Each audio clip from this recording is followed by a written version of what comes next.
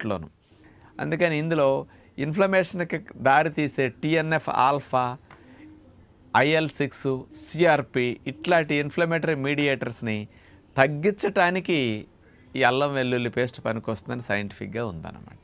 అలాగే మెదడులో cognitive functions మరియు ఇంటెలెక్చువల్ డెవలప్మెంట్కి బాగా ఇవి ఉపయోగపడతాయి అని సైంటిఫిక్గా ఉంటుందన్నమాట, బ్రెయిన్ సెల్స్ని రక్షిస్తూ.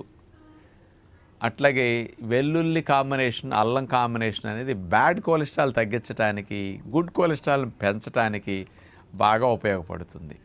ఆ రూపంలో ఇది మంచిది. అందుకని బ్లడ్లో కాస్త ఫ్యాట్స్ అబ్జార్బ్ అవ్వకుండా, ట్రైగ్లిజరైడ్స్ పెరగకుండాను, బ్లడ్ వెజల్స్లో ముఖ్యంగా బ్లడ్ చిక్కబడి రక్తం గడ్డకట్టకుండాను ఆటంకాలు రాకుండా ప్రయాణం చేయడానికి ఈ కాంబినేషన్ ఉపయోగపడుతుందని ఉంది. అందుకని వెల్లుల్లిపాయలు వాడితే గుండెకు మంచిది అంటారు కదా, ఈ కాంబినేషన్ గుండెకు చాలా మంచిది. రక్తనాళాలు వ్యాకోచించేటట్టు చేస్తాయి. అందుకని